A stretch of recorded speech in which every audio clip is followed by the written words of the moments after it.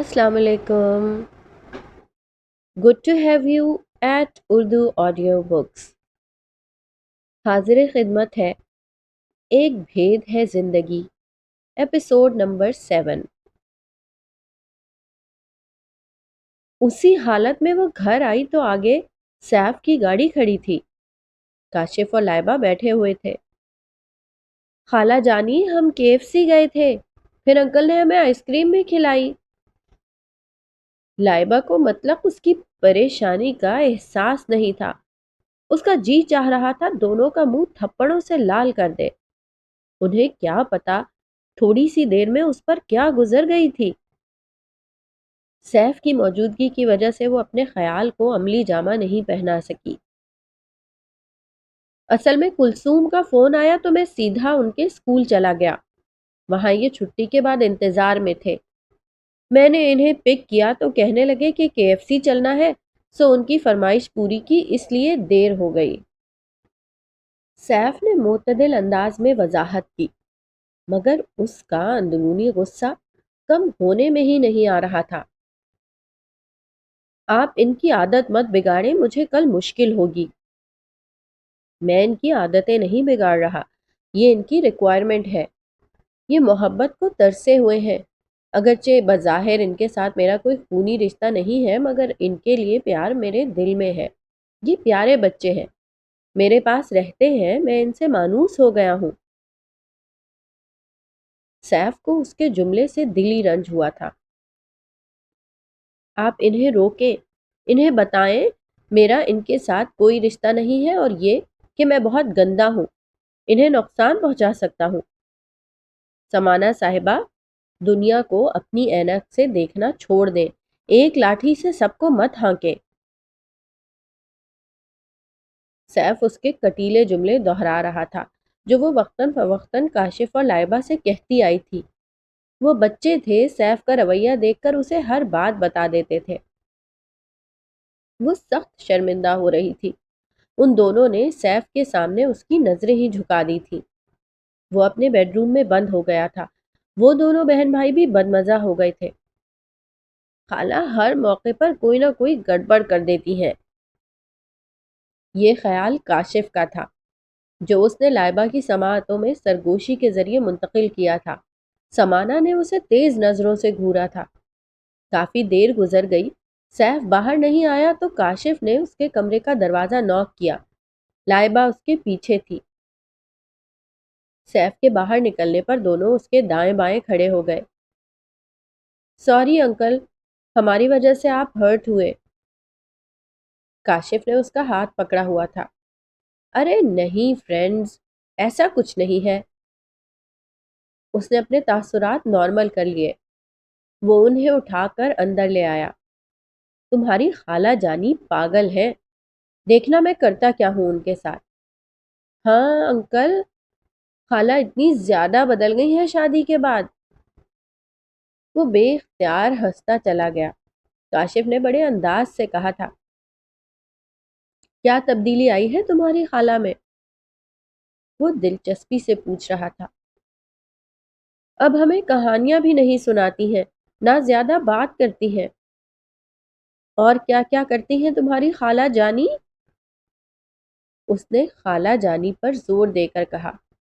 अब तो हर वक्त गुस्सा ही करती हैं। ये ना करो, वो ना करो, अंकल के साथ बाहर मत जाओ। उसने फिर भांडा फोड़ा था। समायना साहिबा, इतनी बेतबारी, अब मजा चखो। इतने दिन गुजर गए हैं, हम के जो चाहो करती फिरो। वो फैसला करके मुतमईन नजर आ रहा था।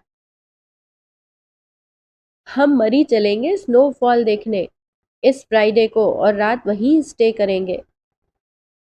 अंकल मैं भी जाऊंगा। हाँ तुम दोनों मेरे साथ चलोगे, ये बात अपनी खाला को बता देना। वो तसव्वुर की आंख से उसकी झुंझलाहट से लुत्फ अंदोज हो रहा था। तुम्हारे साथ तुम्हारे वाले तरीके से निपटूंगा। समाना के फरिश्तों को भी उसके ख्यालात की खबर नहीं थी। इसलिए काशिफ ने जुम्मे की शाम को जब उसे बताया कि वो अंकल के साथ मरी जा रहे हैं, तो वह हस्बे तवक्का बिदक गई। اب وہ اسے کچھ کہہ بھی نہیں سکتی تھی کیونکہ سیف کو جا کر وہ بتا دیتا، پہلے ہی اس کا تاثر اچھا نہیں تھا۔ اپنے انکل کو جا کر کہو میں بھی جاؤں گی۔ مرتی کیا نہ کرتی، اپنے خوف کے ہاتھوں مجبور وہ جانے کے لیے راضی ہوئی تھی۔ کاشف نے اسے جا کر بتایا تو سیف ہنس پڑا۔ وہ حسب توقع جال میں آ رہی تھی۔ سیف نے کلثوم سے پہلے ہی گرم کپڑے کہہ کر پیک کروا دیے تھے۔ کاشف اور لائبہ گرم کپڑوں، سویٹرز، موزوں اور اونی ٹوپیوں میں سردی سے بے نیاز نظر آ رہے تھے۔ وہ گاڑی سٹارٹ کر چکا تھا۔ سمانہ تیز تیز چلتی پاس آئی۔ آپ بھی جا رہی ہیں؟ وہ بڑے مزے سے حیرانگی کا اظہار کر رہا تھا۔ مجھ سے کاشف نے کہا، خالہ آپ بھی چلیں، ہم مری جا رہے ہیں۔ ساتھ ساتھ وہ کاشف کی طرف دیکھتی جا رہی تھی تاکہ وہ تائید کرے۔ سچ شکر کہ وہ باہر مگن تھا ورنہ اسے شرمندہ کروا دیتا۔ سیف کو تو صورتحال کا علم تھا، دل میں ہنس دیا۔ ہم رات کو رکیں گے، سوچ لیں۔ ٹھیک ہے، اس نے سر سے جیسے بلا اتاری تھی۔ وہاں آپ کی نہیں ہماری چلے گی، یہ بات یاد رکھیے گا۔ وہ اس کی آنکھوں میں دیکھ رہا تھا۔ سمانہ نے توجہ نہیں دی تھی۔ شام ہو رہی تھی جب گاڑی اسلام آباد کی حدود سے نکلی۔ سیف بچوں کے ساتھ بچہ بنا ہوا تھا۔ سارے راستے شور، ہلہ گلا، قہقہے، شرارتیں کرتا رہا۔ سورج بہت جلدی ڈوب گیا تھا۔ سمانہ اس کی ڈرائیونگ کا انداز دیکھ کر دہل رہی تھی۔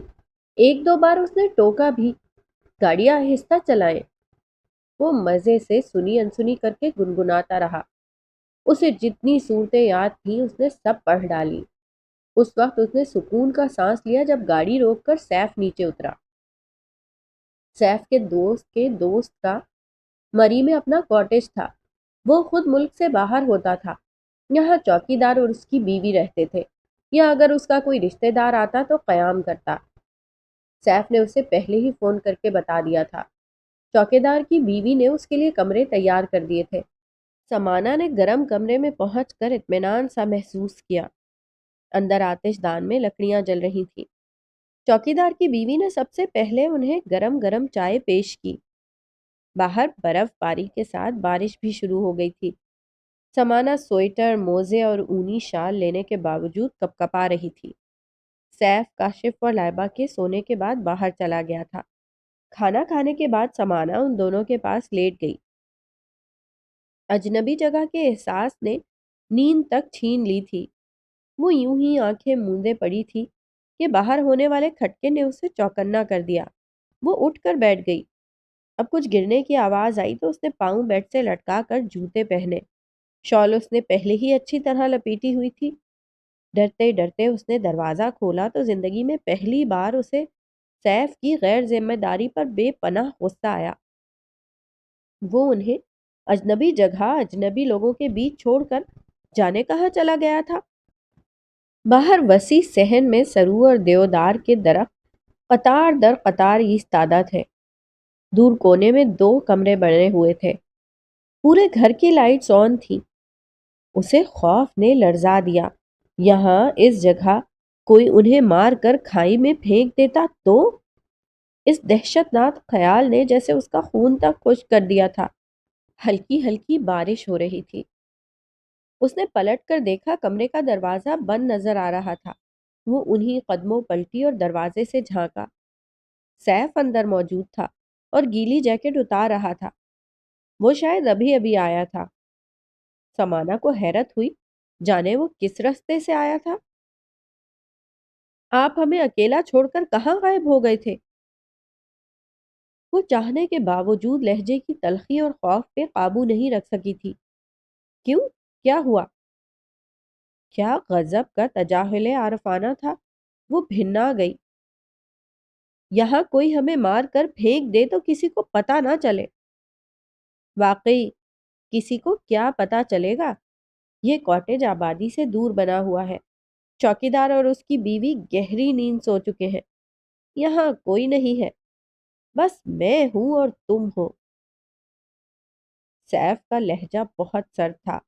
اس کی ریڑھ کی ہڈی سنسنا اٹھی۔ وہ جیکٹ اتار کر اس کی طرف پلٹا تھا۔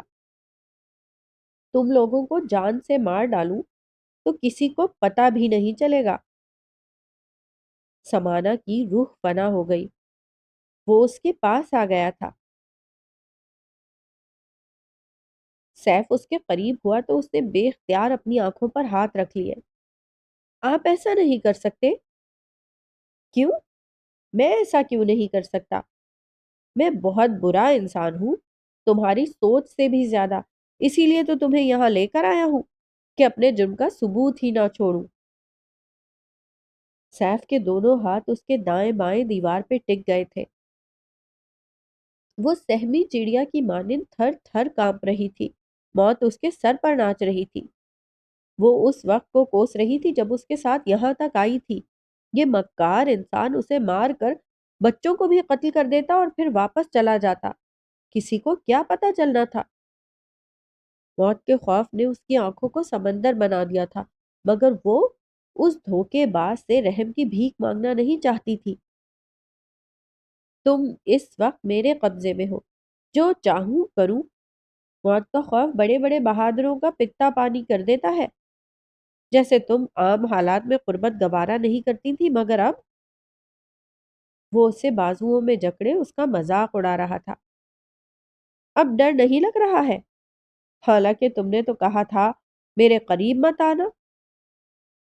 اس نے اسے چھوڑ دیا تو وہ تڑپ کر اس کی گرفت سے نکلی۔ سیف زور زور سے ہنس رہا تھا۔ وہ اس کی دھوکے بازی جان گئی تھی۔ وہ اسے صرف خوفزدہ کر رہا تھا۔ یہاں کاشف اور لائبہ کے پاس سو جائیں، میں 7 والے بیڈ روم میں ہوں۔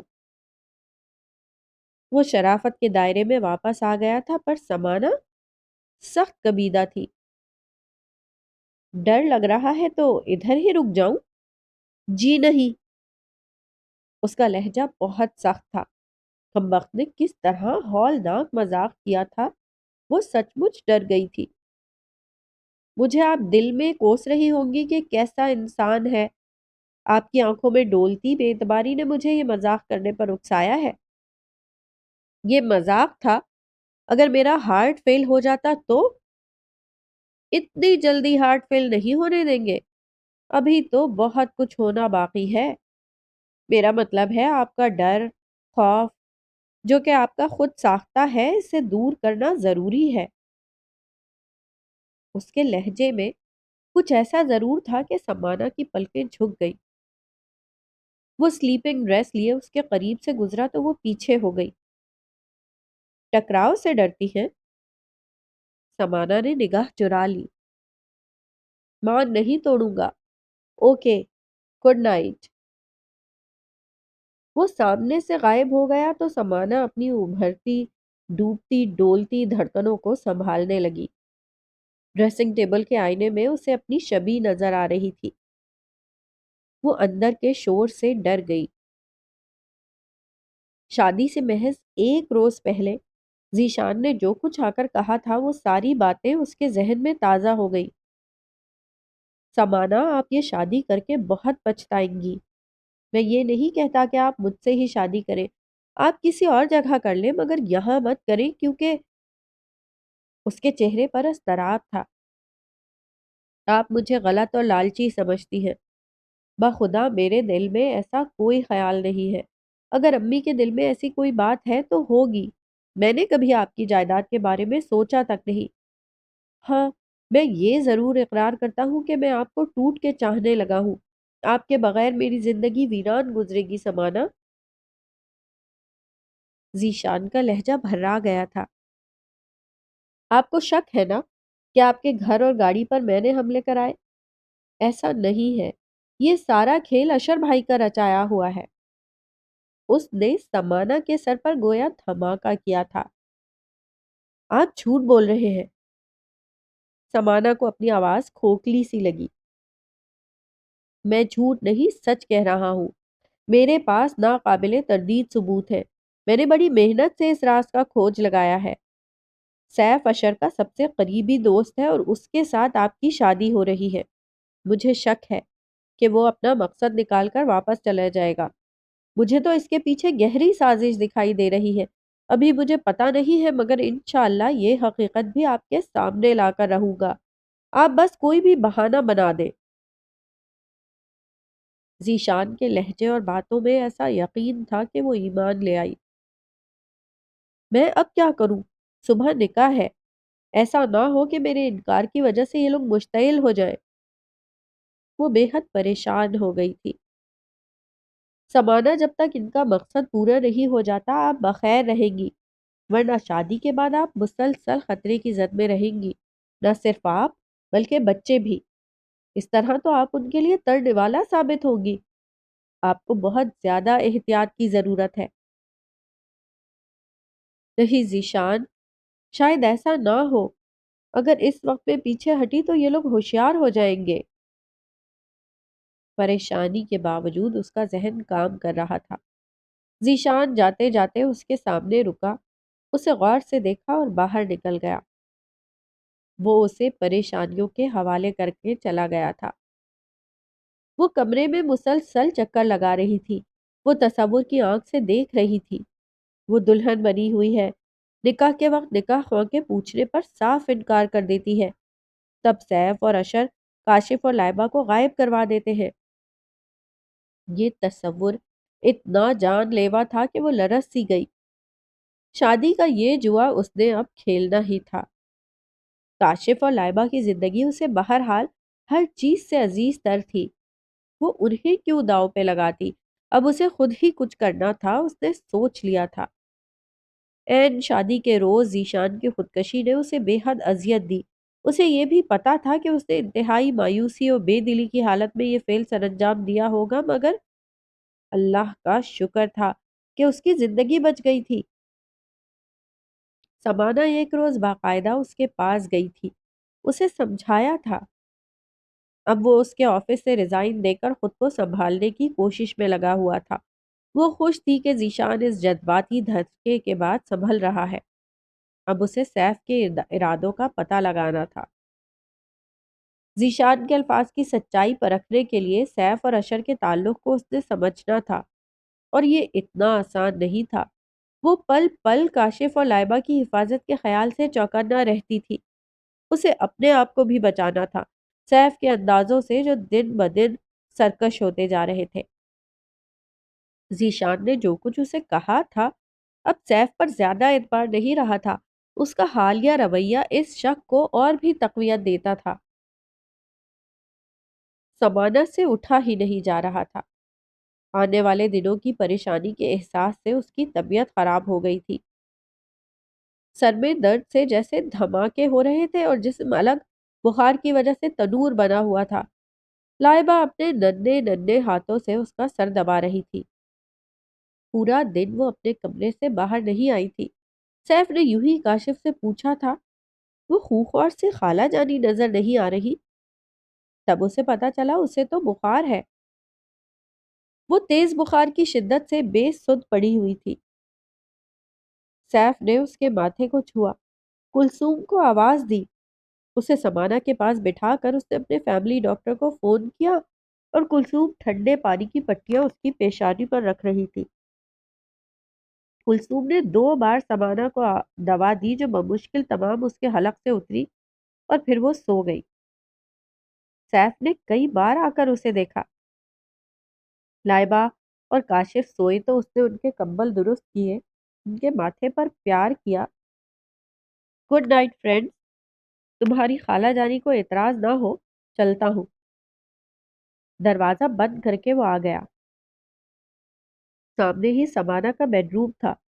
وہ اندر آ گیا۔ کلثوم اس کا سر دبا رہی تھی۔ رات کافی زیادہ ہو چلی تھی، اس نے کلثوم کو بھیج دیا۔ یہ کام تو میں بھی کر سکتا ہوں، آخر مجھے بھی بیمار کی عیادت کا ثواب کمانے کا موقع ملنا چاہیے۔ وہ بیڈ کی دوسری سائیڈ سے آ کر اس کے پاس بیٹھ گیا۔ کیا بہت زیادہ طبیعت خراب ہے؟ بے اختیار اس کا سر اسبات میں ہل گیا۔ بچپن میں جب کبھی اس کی طبیعت خراب ہوتی تو اماں یا ابا کے پوچھنے پر رونا شروع کر دیتی۔ اس وقت بھی سیف کے پوچھنے کی دیر تھی، اس کی آنکھوں سے گرم گرم آنسو پہ پھسل گئے۔ اماں اسے گود میں چھپا لیتی تھی۔ کاش اس وقت اماں یا آپا ہوتی تو وہ ان کے سینے میں سر چھپا کر سارے آنسو بہا دیتی۔ وہ انہیں بتاتی کہ اس نے کیسے کانٹوں پر چلتے ہوئے وقت گزارا ہے۔ خوف و ہراس اس کے کامل سائے لمحہ بلمحہ اس کا پیچھا کرتے رہے ہیں۔ اس وقت جو شخص اس کے سامنے بیٹھا ہے وہ اس کی نیت کے بارے میں بھی کچھ نہیں جانتی تھی، پر نہ جانے کیوں اب اس پر اعتبار کرنے کو دل چاہنے لگا ہے۔ اپنی تھکن اسے سونپ دینے کو جی چاہتا ہے، مگر کہیں یہ بھی سراب نہ ہو، دھوکہ نہ ہو۔ اسے ایک امید کی کرن جو نظر آنے لگی ہے اسے کوئی اندھیروں کی نظر نہ کر دے۔ سمانا، آپ رو رہی ہیں؟ سیف نے اس کا گلابی آنسوؤں میں ڈوبا چہرہ اوپر کیا تو اس کے ضبط کے سارے بندھن ٹوٹ گئے۔ کسی کا کندھا تو چاہیے تھا، چاہے وہ سازش میں شریک سیف کا ہی ہوتا۔ ایزی سمانا، کیا ہو گیا ہے؟ وہ پریشان ہو گیا۔ سمانا اس کا بازو پکڑے ہچکیاں لے رہی تھی۔ میں بہت زیادہ تھک گئی ہوں، گہری نیند سونا چاہتی ہوں، میں نیند کو ترس گئی ہوں۔ یہ جملے قطعاً غیر ارادی طور پر اس کے لبوں کی گرفت سے آزاد ہوئے تھے۔ تو سو جاؤ نا، میں ادھر بیٹھا ہوں۔ اس نے نرمی سے سمانا کے بکھرے بالوں کو سمیٹنے کی کوشش کی تھی۔ کچھ دیر بعد وہ نارمل ہوئی تو سیف کا ہاتھ فوراً چھوڑ دیا، جسے وہ تھوڑی دیر پہلے آخری سہارے کی طرح تھامے ہوئے تھی۔ اب سیف کی قربت کا احساس ہوا تو وہ کھسک کر پرے ہوئی۔ تیرا ہاتھ میں جو آ گیا تو چراغ راہ میں جل گئے۔ تھوڑی دیر تو اس دھوکے میں رہنے دیتی۔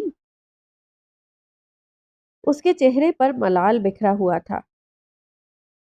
بس اب آپ جائیں، میں ٹھیک ہوں۔ اس نے کروٹ بدل کر رخ موڑ لیا تھا۔ مگر اب میرے جانے کا دل نہیں چاہ رہا، میں ٹھیک نہیں ہوں۔ یک لخت وہ پٹری سے اتر گیا۔ پلیز آپ یہاں سے چلے جائیں، میں پہلے ہی بہت پریشان ہوں۔ تو مجھے بتاؤ نا میری جان، وہ کون سی پریشانی ہے، وہ کون سا خوف ہے، وہ کون سا اندیشہ ہے جس نے تمہیں بے اعتبار کر دیا ہے اور تم یوں دوسروں کے ساتھ کھیل کھیل رہی ہو؟ مجھے تو بتا دو، صرف ایک بار۔ اگر میں اس قابل ہوا تو تمہاری بے اعتباری دور کرنے کی کوشش کروں گا۔ مجھے بتاؤ نا، کیوں میرا امتحان لے رہی ہو اور اپنا بھی؟ ٹوٹ جاؤ گی، کرچی کرچی ہو جاؤ گی۔ سیف کے لہجے سے ایک بے اختیار سا جذبہ جھانک رہا تھا۔ وہ اٹھ کر بیٹھ گئی۔ اس سے پہلے کہ ریزہ ریزہ ہو کر بکھر جاؤ، میرے پاس آؤ، میرا اعتبار کرو، میں تمہیں سمیٹ لوں گا۔ میں بچہ نہیں ہوں۔ تمہارا ایک ایک عمل گواہی دیتا ہے کہ تم میری طرف سے بے اطمینانی کا شکار ہو۔ اگر ایسی کوئی بات ہے تو میں تمہیں یقین دلاتا ہوں کہ میری ذات سے تمہیں کبھی کوئی تکلیف نہیں ہوگی۔ اپنی دنیا سے باہر آ کر دیکھو، یہاں بڑے خوبصورت رنگ بکھرے ہوئے ہیں۔ چاہت کے رنگ، اعتبار کے رنگ، مان کے رنگ۔ اگر تم چاہو تو میں سارے رنگ تمہیں بخش دوں۔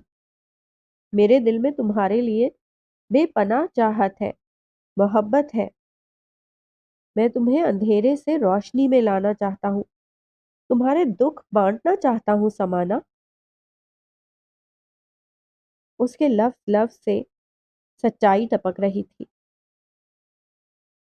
میرے درد کو جو زباں ملے، میرے درد کو جو زباں ملے، کوئی اس کے اندر بیان کر رہا تھا۔ شور لمحہ بلمحہ تیز ہوتا جا رہا تھا۔ میرے درد کو جو زباں ملے، اسے یوں لگ رہا تھا سماعتیں اس شور کی تاب نہ لا پائیں گی۔ وہ ہوش و خرد سے بیگانہ ہو کر سیف کے بازوؤں میں جھول گئی۔ جواہر کی طبیعت خراب ہو رہی تھی۔ جابر اسے ہاسپٹل لے گیا تھا۔ ادھیڑ عمر نوکرانی بھی اس کے ساتھ تھی۔ ڈاکٹر نے کہا کہ مریضہ کو ہم ایڈمٹ کریں گے کیونکہ پریگننسی نارمل نہیں ہے۔ اب 5 روز سے وہ اس مہنگے ترین پرائیویٹ ہاسپٹل کے VIP روم میں تھی۔ اس کے پاس ملازمہ کے سوا کوئی نہیں تھا۔ ابھی رشتہ داروں نے مکمل طور پر ان سے ناراضگی ختم نہیں کی تھی، کبھی کبھار ہی کوئی آتا۔ سو جابر آفس سے اٹھنے کے بعد جواہر کے پاس گھنٹہ 2 گھنٹہ ٹھہر کر گھر آ جاتا۔ آج غضب کی سردی تھی، 3 روز سے دھند پڑ رہی تھی۔ جابر جواہر کے پاس آج تقریباً آدھا دن رہا تھا۔ جواہر سخت خوفزدہ تھی، پہلی بار تھی، وہ کچھ زیادہ ہی گھبرائی ہوئی تھی۔ وہ اسے تسلیاں دلاسے دے کر گھر لوٹا تھا۔ جواہر نے امینہ اور سمانہ کے بارے میں ڈھیروں ہدایات دی تھی۔ جواہر جب سے ہاسپٹل میں تھی، دونوں ملازموں کے رحم و کرم پر تھی۔ ہر دوسرے روز وہ بھی جواہر کے پاس سے ہو آتی، خاص طور پر سمانہ۔ جواہر کو کافی مس کر رہی تھی، پر امینہ نے کافی حد تک اسے بہلا لیا تھا۔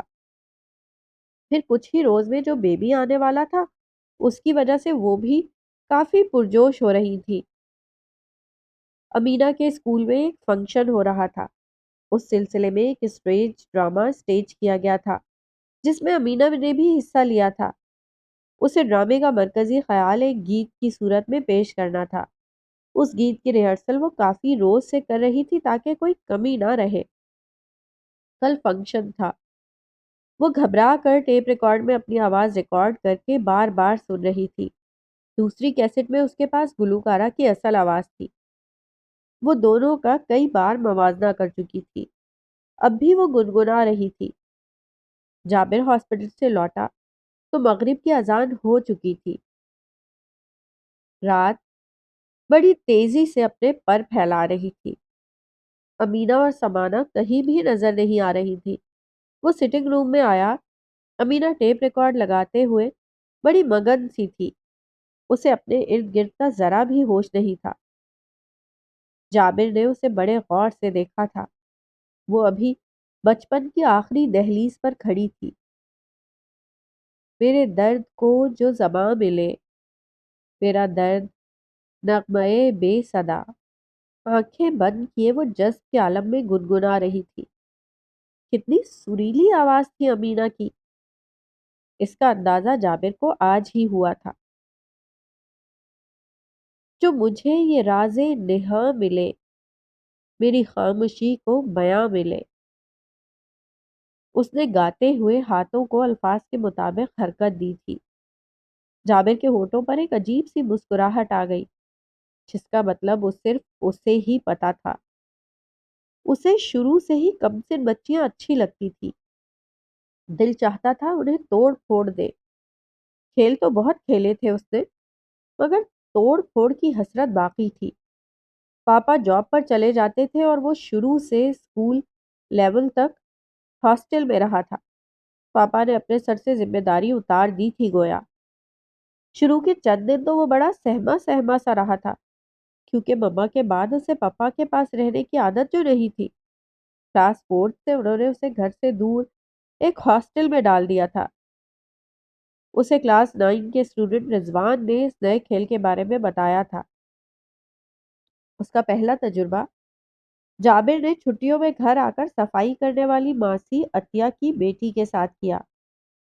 دوسری بار وہ گھر آیا تو ماسی عظمت اور اس کی بیٹی نہیں تھی، مگر محلے اور آس پڑوس میں تو بہت سی بچیاں تھیں۔ میٹرک تک وہ پکا کھلاڑی بن چکا تھا اور نئے نئے گر بھی سیکھ چکا تھا۔ تب اس نے جواہر کو دیکھا۔ بڑی جلدی وہ اس کی باتوں میں آ گئی۔ وہ دن بدن اس کا اسیر ہوتا جا رہا تھا۔ حالات کچھ ایسے ہوئے کہ جواہر کی اس کے ساتھ شادی ہو گئی۔ وہ اپنے فعل پر کچھ زیادہ شرمندہ نہیں تھا۔ آئے روز اس کی طبیعت خراب رہتی تھی۔ پپا 2 ہفتے سے اپنے دوست کے پاس پشاور گئے ہوئے تھے۔ ادھر جواہر ہاسپٹل میں تھی۔ گھر میں تنہائی تھی۔ سامنے امینہ تھی، بچپنے کی آخری سیڑھی پر کھڑی۔ دل پرانا کھیل کھیلنے کو مچل اٹھا تھا۔ جابر نے بڑی آہستگی سے دروازہ بھیڑا تھا۔ امینہ کو کچھ خبر نہیں تھی۔ وہ گانے کی ریہرسل میں پوری طرح مگن تھی۔ سمانہ جابر کے کمرے میں ٹی وی دیکھتے دیکھتے سو گئی تھی۔ کارٹون چل رہے تھے۔ وہ بیڈ پہ چڑھ کے کمبل میں گھس گئی تھی۔ ٹام اینڈ جیری دیکھتے دیکھتے اس کی آنکھیں بند ہو گئی تھی۔ اسے کچھ خبر نہیں تھی وہ کتنی دیر سوئی رہی تھی اور کب اس کی آنکھ کھلی تھی۔ کوئی عجیب سا احساس اور آواز تھی جس سے اس کا سویا ذہن فوراً بیدار ہوا تھا۔ اشر نے تھوڑی دیر پہلے ہی اسے پک کیا تھا۔ وہ آفس جانے کی تیاری میں تھی جب اشر آیا۔ 4-5 روز اس کی طبیعت شدید خراب رہی تھی۔ آفس جا ہی نہ پائی تھی۔ مینیجر صاحب کوئی ضروری بات اس سے کرنا چاہ رہے تھے جب وہ آ دھمکا۔ سمانا میرے ساتھ چلو، سیف نے بلوایا ہے۔ وہ فوراً سوچے سمجھے بغیر اس کے ساتھ ہو لی تھی۔ اپنی گاڑی گھر چھوڑ کر وہ اشر کے ساتھ بیٹھ گئی تھی۔ وہ کبھی بھی سیف کی ایجنسی نہیں گئی تھی، نہ اسے پتا تھا اس بارے میں۔ اشر اجنبی راستوں سے گزر رہا تھا۔ اس نئے تعمیر شدہ گھر سے وہ بالکل نا واقف تھی جہاں اب اشر نے گاڑی روک کر اسے اترنے کا اشارہ کیا تھا۔ اشر بھائی، یہ سب کیا ہے؟ نیچے اترو سمانا۔ اشر کی سرد آواز میں اس کے بدلتے تیوروں کے ساتھ بالکل اجنبی تھی۔ اب سمانا کو احساس ہوا وہ یہاں دھوکہ کھا گئی ہے۔ وہ کسی اور پر شک کرتی رہی تھی اور مجرم اپنا کام کر گیا تھا۔ اب کیا ہو سکتا تھا؟ تیر کمان سے نکل چکا تھا۔ اشر زبردستی دھکیل کر اسے اندر لایا تھا۔ تم یہاں ہو کسی کو بھی پتا نہیں ہے۔ اشر بھائی، آپ کیوں ایسا کر رہے ہیں؟ وہ چیخ اٹھی۔ اس لیے کہ میں تم سے محبت کرتا ہوں۔ اس روز سے جب پہلی بار تمہاری ان راز بھری نشیلی آنکھوں پر نظر پڑی تھی۔ پہلے ذیشان درمیان میں آیا، اس کا پتہ تو میں نے صاف کر دیا تمہاری برین واشنگ کر کے، مگر سیف والا معاملہ ہاتھ سے نکل گیا۔ مما نے عین آخری وقت میں مجھے بتایا۔ اگر میں سیف کے بارے میں تمہیں بدگمان کرتا تو تم کھٹک جاتی۔ مجبوراً اچھے وقت کا انتظار کہہ کر دل کو بہلایا، مگر وہ اچھا وقت آیا ہی نہیں اور تم سیف کے گھر چلی گئیں۔ میں سوچتا ہوں تو تڑپ اٹھتا ہوں، دل چاہتا ہے۔ وہ پھٹی پھٹی وحشت زدہ آنکھوں سے یک ٹک اشر کو دیکھے جا رہی تھی۔ میں نے سوچا تم خوفزدہ ہو کر شاید شادی پر آمادہ ہو جاؤ گی تو میں مما کو اپنی پسند بتاؤں گا۔ تمہارے لیے میں نے کیا کچھ نہیں کیا۔ کاشف اور لائبہ کی وین پر گولیاں چلوائیں، خوفزدہ کرنے کے لیے نامی گرامی مجرم اسلم کا سہارا لیا۔ عام حالات میں میں اسے منہ بھی نہ لگاتا، مگر تمہیں پانے کے لیے میں نے قانون کا محافظ ہوتے ہوئے بھی خلاف قانون کام کیا، صرف تمہیں پانے کے لیے سمانا، تمہارے لیے۔ اس کی جذبوں کی شدت سے دہکتی آنکھیں سمانا کے مقابل تھیں۔ اب اور نہیں سہ سکتا میں۔ کیا کریں گے اب آپ؟ سمانا بولی تو اپنی ہی آواز اسے اجنبی لگی۔ اگر تم نے میری بات نہ مانی تو میں سیف کے آگے امینہ والا کیس رکھ دوں گا۔ جواہر بھابی نے جابر بھائی کو قتل کیوں کیا ہے میں کڑی سے کڑی ملا چکا ہوں، اور اگر یہ ساری زنجیریں سیف کو دکھا دوں تو؟ اشر کی مسکراہٹ آج سے پہلے اتنی غلیظ نہیں لگی تھی اسے۔ آپ سیف کو کیا دکھائیں گے؟ میں زنجیر کا سارا سرا اس کے ہاتھ میں دے چکی ہوں۔ وہ بولی تو اس کا لہجہ حیرت انگیز طور پر مطمئن تھا۔ اشر نے بے یقینی سے اسے دیکھا۔ ہاں اشر بھائی، میں اسے سب کچھ بتا چکی ہوں۔ امینہ کا قتل میری آنکھوں کے سامنے ہوا تھا اور میں کچھ نہیں کر سکتی تھی۔ میں اسے بچا تک نہ سکی۔ میں نے اسے اپنے سامنے دم توڑتے دیکھا اشر بھائی، وہ میری آنکھوں کے سامنے، میری آنکھوں کے سامنے۔ وہ ہذیانی لہجے میں چیخ کر بولی، میں آپ کو کیا سمجھتی رہی اور آپ کیا نکلے؟ اتنے خود غرض کہ میں تصور تک نہیں کر سکتی تھی۔ میں تو آپ کو بڑے اونچے سنگھاسن پر بٹھاتی تھی۔ آپ کی مورتی دھڑام سے گری ہے۔ ذیشان کی ساری باتیں آج سچ ہو گئی ہیں۔ کیا ذیشان کو بھی پتا ہے؟ جی ہاں، مجھے اس نے شادی سے 1 روز پہلے سب کچھ بتا دیا تھا، مگر میں نے یقین نہیں کیا۔ اشر بھائی، اس لیے کہ بھائی بہنوں کے ساتھ ایسا سلوک نہیں کر سکتے، وہ بہنوں کا مان نہیں توڑتے۔ سمانا رو رہی تھی، اشر کے کندھے تھکے ہارے مسافر کی طرح جھک گئے۔ میں نے گھر سے نکلتے ہوئے سیف کو فون کر دیا تھا کہ آپ کے ساتھ آ رہی ہوں، وہ پریشان ہو رہے ہوں گے۔ ابھی بات اس کے منہ میں ہی تھی کہ سمانا کے بیگ میں پڑا موبائل بجنے لگا۔ سیف کا فون ہے، وہ عام سے لہجے میں بولی اور لائن کاٹ دی۔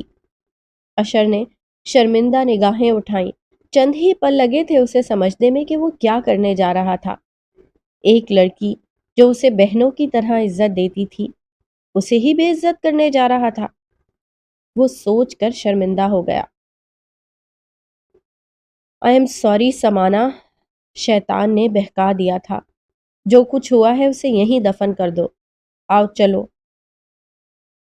اشر نے ندامت سے کہا اور باہر نکل گیا۔ وہ باہر کھلی فضا میں آ چکی تھی۔ اپنی حاضر دماغی سے اس نے یہ بازی جیت لی تھی، اور یہ بازی بہت بڑی تھی جو اس نے جیتی تھی۔ آج 8 سال پرانا ماضی اس کا ساتھ چھوڑ آیا تھا۔ اسی گھر میں 8 سال پرانے راز کا بوجھ اس نے اشر کے آگے اتار پھینکا تھا۔ اشر جو جھکے سر اور شرمندہ نگاہوں سمیت اس کے پیچھے پیچھے آ رہا تھا۔ سیف، میں اشر بھائی کے ساتھ صادقہ چچی کے گھر جا رہی ہوں، آپ کی طرف نہیں آ سکتی، وہ اسے فون کر کے بتا رہی تھی۔ اشر نے اطمینان کا سانس لیا۔ سمانا نے اس کا بھرم ٹوٹنے سے بچا لیا تھا۔ سمانا نے سیف کو کوئی فون نہیں کیا تھا، صرف دکھاوے کو بات کی تھی۔ اشر سے اس نے جھوٹ بولا تھا۔ جس بات پہ اوپر والے نے پردہ ڈال دیا تھا وہ اسے کیسے ظاہر کرتی؟ جواہر آپا کے راز سمیت اسے اپنا راز بھی تو سونپا گیا تھا، جس کی پردہ داری تا حیات اس نے کرنی تھی، پر امینہ والا بوجھ اس کے سر سے اتر گیا تھا۔ اب وہ خواب شاید اسے کبھی نہیں آنا تھا۔ اس دن جابر نے ڈرنک کر رکھی تھی، اسی ترنگ میں اس نے جواہر کے آگے بہت کچھ اگل دیا تھا، وہ باتیں بھی جن کا ظاہر ہونا قیامت تھا۔ اس نے نشے میں بتایا تھا امینہ کے بعد اب وہ سمانا پر بری نظر رکھے ہوئے تھا، بس موقع کے انتظار میں تھا۔ جواہر کے سامنے پھل کاٹنے والی چھری تھی، اس نے جابر کے سینے میں وار کیا۔ لائبہ اچانک اندر آئی تھی، جابر نے جھپٹ کر لائبہ کو ڈھال بنا لیا۔ میں یہی چھری اس کے سینے میں اتار دوں گا۔ وہ قہر و غضب میں بھری جواہر سے سچ مچ ڈر گیا تھا۔ اس میں بیک وقت 4 آدمیوں کی طاقت آ گئی تھی۔ لائبہ کو زوردار دھکا دے کر اس نے جابر کے گھیرے سے نکالا اور پوری قوت سے چھری اس کے پیٹ میں ماری۔ زخم جان لیوا تھا۔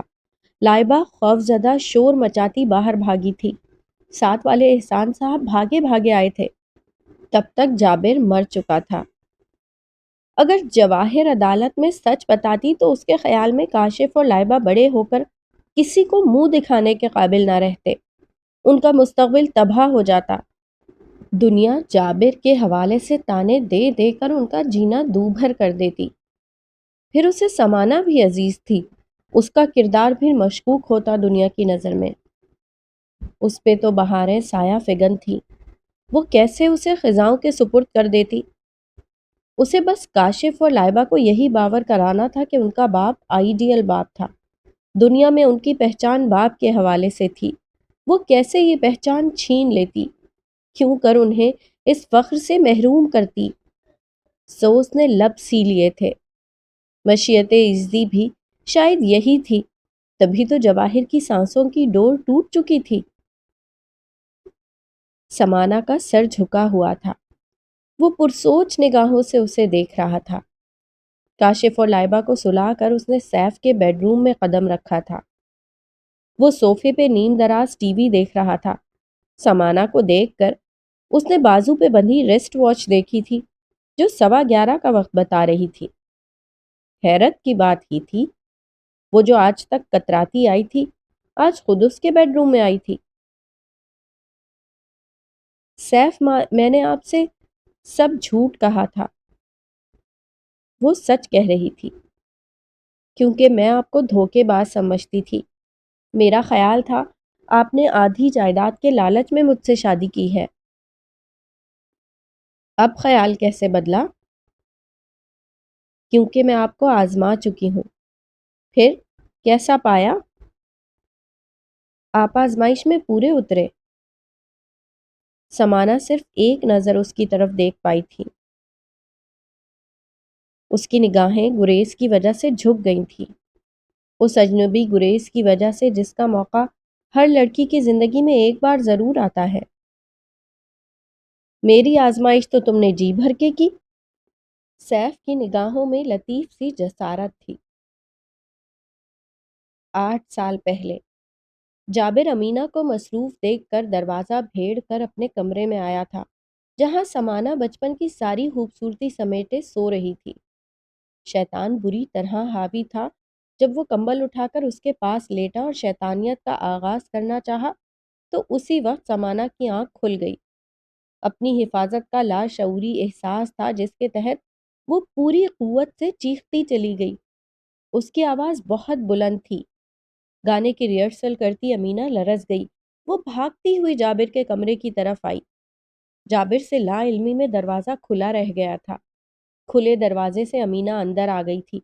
میں ابھی سب کو بتاتی ہوں۔ جابر بھاگ کر بیڈ سے اترا اور ایک ہی جست میں امینہ کو جا لیا۔ اس بچی میں جان ہی کتنی تھی۔ اپنی حفاظت اور بچاؤ کے خیال سے جابر نے وحشی پن کا مظاہرہ کیا۔ اس نے پوری قوت سے امینہ کا سر دیوار سے ٹکرا کر گردن دبائی اور پھر اسے بیڈ پر لا پٹکا۔ سمانا اس دوران جیسے ہپناٹزم کا شکار ہو گئی تھی۔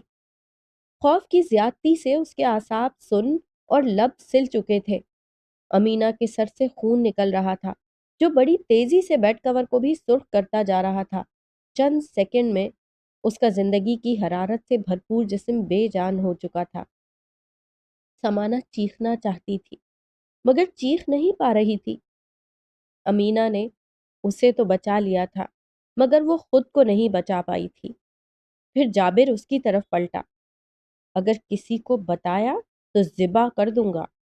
میں کسی کو نہیں بتاؤں گی۔ اس وقت وہ ہر بات مانتی چلی گئی۔ زندگی اسے بھی پیاری تھی۔ پھر جابر جس طرح خاموشی سے آیا تھا اسی طرح سمانا کو لے کر ہاسپٹل جواہر کے پاس آ گیا۔ واپسی میں وہ جب جواہر اور بچے کے ساتھ واپس آیا تو تب اسے امینہ کے قتل کا پتہ چلا۔ اس کی اداکاری جاندار اور ڈائیلاگ پر اثر تھے، کسی کو شک تک نہ ہوا۔ سمانا کو اس کے بعد وہ خواب آنا شروع ہوا جو اس کی بے بسی کا منہ بولتا ثبوت تھا۔ اب تو جابر بھی انجام کو پہنچ چکا تھا۔ اس نے اشر کو آدھی بات بتا کر برسوں پرانا خوف ختم کر دیا تھا۔ امینہ کے درد کو جانے زبان ملی تھی یا نہیں مگر اس کی برسوں پرانی اذیت کا خاتمہ ہو گیا تھا۔ سیف کے سینے پر سر رکھے وہ پرسکون نیند سو رہی تھی، جہاں امینہ بادلوں کے سنگ شرارتیں کر رہی تھی، مسکرا رہی تھی۔ اس نے جھانک کر سمانا کی طرف ہاتھ ہلایا تھا۔ جواباً سمانا کے لب سوتے میں مسکرائے تھے۔ یہ تھی ایک بھید ہے زندگی کی آخری قسط۔ امید ہے آپ کو یہ ناول پسند آیا ہوگا۔ پھر کسی اور نئے ناول کے ساتھ ملتے ہیں۔ اللہ حافظ۔